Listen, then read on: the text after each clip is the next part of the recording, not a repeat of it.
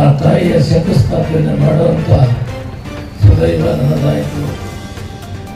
ಆ ತಾಯಿ ಈ ಮಾನವ ಕುಲಕ್ಕೆ, ವಿಶೇಷವಾಗಿ ಈ ಸಮುದಾಯಕ್ಕೆ ಆಶೀರ್ವಾದ ಮಾಡ್ಕೊಂಡು ಬಂದಿದ್ದಾರೆ. ಇಂಥ ಪವಿತ್ರವಾದ ಕಾರ್ಯವನ್ನು ನನ್ನ ಕೈಯಲ್ಲಿ ಸ್ವಾಮೀಜಿಯವರು ಮಾಡಿಸಿದ್ದಾರೆ.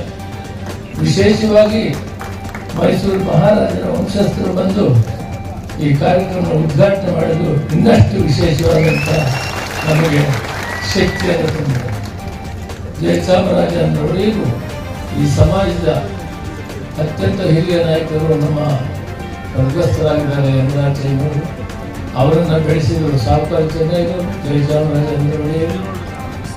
ಜಯಚಾಮರಾಜೇಂದ್ರ ಒಡೆಯರು ಅಷ್ಟೇ ಅಲ್ಲ, ಆ ಕುಟುಂಬಕ್ಕೆ ಭೂಮಿಯನ್ನು ದಾನವನ್ನು ಮಾಡಿ ಈ ಕುಟುಂಬ ಬೆಳೀಬೇಕು ಅಂತ ಆಶೀರ್ವಾದ ಮಾಡಿದ್ದು ಈ ಕಾಲದಲ್ಲಿ ನಾನು ಜ್ಞಾಪಕ ಮಾಡಿಕೊಳ್ತಾ ಇದ್ದೀನಿ.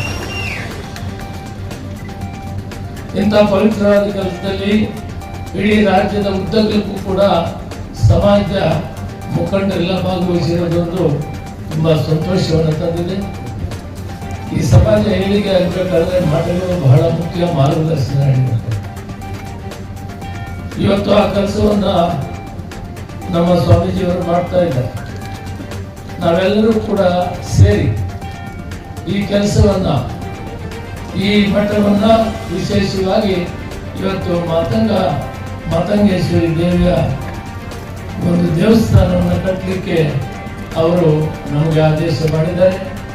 ನಾವೆಲ್ಲರೂ ಸೇರಿ, ಸ್ವಾಮೀಜಿ ಯಾರ ಹತ್ರ ಹೋಗಬಾರ್ದು ಹಣ ಕೇಳಕ್ಕೆ, ನಾವು ಸ್ವಯಂ ಪ್ರೇರಿತರಾಗಿ ಈ ದೇವಸ್ಥಾನವನ್ನ ನಮ್ಮ ಕುಲದೇವ, ಇದರ ಇತಿಹಾಸ ಹೇಳಕ್ಕೆ ಕಟ್ಟಿಮನಿಯವರು ಬಂದಿದ್ದಾರೆ. ಸಮಯ ಕೊಟ್ಟಿದ್ರೆ ಸವಿಸ್ತಾರವಾಗಿ ಕಟ್ಟಿಮನಿಯವರು ಮಾತಾಡ್ತಾರೆ, ಆದರೆ ಸಮಯ ಗೊತ್ತಿಲ್ಲ ನನಗೆ.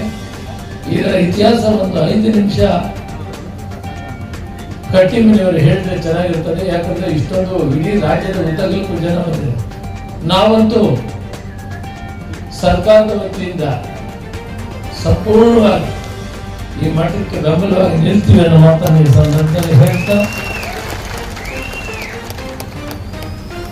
ಈ ಕಟ್ಟಡ ಪ್ರಾರಂಭ ಮಾಡಲಿ ಅಂತೇಳಿ ನಾನು ಮಹಾಸಭಾ ವತಿಯಿಂದ ಹಾಗೂ ನನ್ನ ವೈಯಕ್ತಿಕವಾಗಿ 10 ಲಕ್ಷ ರೂಪಾಯಿಗಳನ್ನ ಈ ಮಠ, ಇದೇ ರೀತಿ ನಮ್ಮ ಕುಲಬಾಂಧವರೆಲ್ಲ ಕೂಡ ಸ್ವಲ್ಪ ಘೋಷಣೆ ಮಾಡಿ ಇವತ್ತು ಈ ತೀರ್ಮಾನ ಎಷ್ಟು ಅಂದಾಜು ವೆಚ್ಚ ಆಗ್ತದೆ ಅದನ್ನು ಪೂರೈಸಿ ಹೋದರೆ 11 ತಿಂಗಳ ಒಳಗಡೆ ಈ ಮಠ ಪೂರ್ತಿಯಾಗಿ, ಈ ದೇವಸ್ಥಾನ ಪೂರ್ತಿಯಾಗಿ ದೇವರ ಪ್ರತಿಷ್ಠಾಪನೆ ಇದೇ ಮಾಸದಲ್ಲಿ ಮುಂದಿನ ವರ್ಷ ಮಾಡಬೇಕು.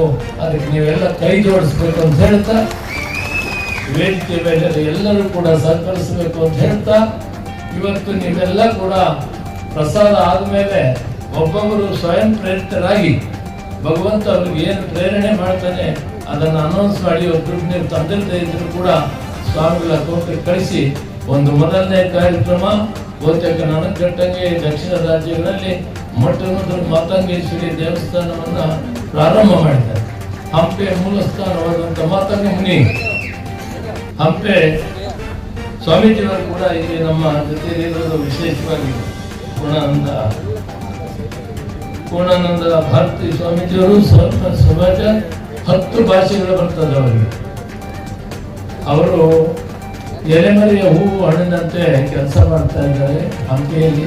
ಸ್ವಾಮಿ ಒಂದ್ಸರಿ ನಿಂತ್ಕೊಳ್ಳಿ, ನೀವು ಮೂರ್ತಿ ಚಿಕ್ಕಿದ ಜನ ನೋಡಿ ಎಷ್ಟು ಚಿಕ್ಕದಾಗಿದ್ದಾರೆ, ಎಷ್ಟು ಅವರು ಸಂಸ್ಕೃತ ಆಗಲಿ ಯಾವ್ಯಾವ ಭಾಷೆಯಲ್ಲಿ ಕೇಳ್ತೀರಿ ಎಲ್ಲರಲ್ಲಿ ಉತ್ತರ ಕೊಡ್ತಾರೆ, ಅಷ್ಟು ತಪಸ್ವಿ ಇದ್ದಾರೆ. ಆ ಮಠ ಕೂಡ ಅಲ್ಲಿ ಕೂಡ ನಾವು ಅಲ್ಲಿ ಅಭಿವೃದ್ಧಿ ಮಾಡಬೇಕಾಗ್ತದೆ. ಮಾತಂಗ ಮುನಿ ಅದಕ್ಕೆ ವಿಶೇಷವಾದಂಥ 7ನೇ ಶತಮಾನ ಮಾತಂಗ ಮುನಿ ಯಾರು, ಸಂಗೀತಕ್ಕೆ ಮುಖ್ಯಸ್ಥರು ಅವರು. ಈ ಭರತಖಂಡದಲ್ಲಿ ಅನ್ನೋದಕ್ಕೆ ಸಾಕಷ್ಟು ನಿದರ್ಶನಗಳಿವೆ. ಅವರು ಈ ಕಾರ್ಯಕ್ರಮದಲ್ಲಿ ಬಂದು ಆಶೀರ್ವಾದ ಮಾಡ್ತಾ ಇರೋದು ಈ ಸಮುದಾಯಕ್ಕೆ ಒಂದು ಆಶೀರ್ವಾದ ಮಾಡ್ದಂಗೆ ಆಗ್ತಾ ಇದೆ ಅಂತ ಹೇಳಿ ಈ ಸಂದರ್ಭದಲ್ಲಿ ಹೇಳ್ತಾ, ಮಠವನ್ನು ಕಟ್ಟೋಣ, ದೇವಸ್ಥಾನವನ್ನು ಕಟ್ಟೋಣ. ಇದರ ಮುಖಾಂತರ ನೀವೆಲ್ಲ ಪಕ್ಷಾತೀತವಾಗಿ ಇವತ್ತೆಲ್ಲ ಸೇರಿದ್ದೀವಿ. ಇವತ್ತು ಮಾದಾರ ಮಹಾಸಭದ ಸಾಕಷ್ಟು ಜನ ಮುಖಂಡರು ಕೂಡ ಇದರಲ್ಲಿ ಭಾಗವಹಿಸಿದರೆ ಎಲ್ಲರ ಹೆಸರು ಹೇಳಕ್ಕೆ ನನಗೆ ಕಷ್ಟ ಆಯಿತು. ಇದೇ ತಿಂಗಳಲ್ಲಿ ಒಂದು ಮಾದಾರ ಮಹಾಸಭದ ಒಂದು ಕಚೇರಿಯನ್ನ ಮಹಾತ್ಮ ಗಾಂಧಿ ಭವನದ ಹತ್ರ ನಾವು ಮಾಡಿದ್ದೇವೆ. ಅದರ ಉದ್ಘಾಟನೆ ಕೂಡ ಇದೇ ತಿಂಗಳಲ್ಲಿ ಸ್ವಾಮೀಜಿಯವರನ್ನು ಕರೆಸಿ ಮಾಡಬೇಕು ಅಂತ ತೀರ್ಮಾನ ಮಾಡಿದ್ವಿ. ಡೇಟನ್ನು ಆಮೇಲೆ ತರಿಸ್ತೀವಿ. ಇದರ ಮುಖಾಂತರ ಸಮಾಜ ಪಕ್ಷಾತೀತವಾಗಿ ಒಗ್ಗಟ್ಟಾಗಿ ಕೆಲಸ ಮಾಡಬೇಕು. ಪ್ರೀತಿ ವಾತ್ಸಲ್ಯದಿಂದ ದೈವ ಭಕ್ತಿಯಿಂದ ಮುಂದುವರೆದ ಸಮಾಜಗಳ ಜೊತೆಯಲ್ಲಿ ವಿಶ್ವಾಸದಲ್ಲಿ ಇದ್ದುಕೊಂಡು ಅವರ ಆಶೀರ್ವಾದವನ್ನು ಪಡೆದು ಅವರು ಯಾವ ರೀತಿ ಮುಂದುವರಿತಾರೆ ಅದೇ ರೀತಿ ನಾವು ಮುಂದುವರಿಯುವ ಕಡೆ ಸಾಗಬೇಕಾಗ್ತದೆ.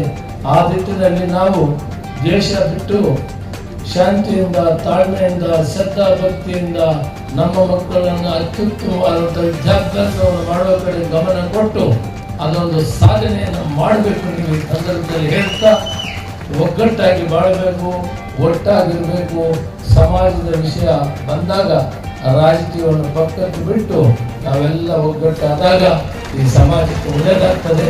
ಆ ಕೆಲಸವನ್ನು ಈ ಸ್ವಾಮಿಗಳ ಆಶೀರ್ವಾದದಲ್ಲಿ ಒಟ್ಟಿಗೆ ಮಾಡೋಣ ಅಂತೇಳಿ ನನಗೆ ಇಂಥ ಪವಿತ್ರವಾದ ಕೆಲಸವನ್ನು ಮಾಡಲಿಕ್ಕೆ ಸ್ವಾಮೀಜಿಯವರು ಅವಕಾಶ ಮಾಡಿಕೊಟ್ಟು ಅವರಿಗೆ ವಿಶೇಷ ವಂದಿಸಿ ನನ್ನ ಮಾತಿಗೆ ವಿಶೇಷವಾಗಿ ಕಾಗನಲ್ಲೇ ಸ್ವಾಮೀಜಿಯವರು ಬಂದಿರೋದು ಬಹಳ ನನಗೆ ತುಂಬ ಸಂತೋಷ ಆಯಿತು.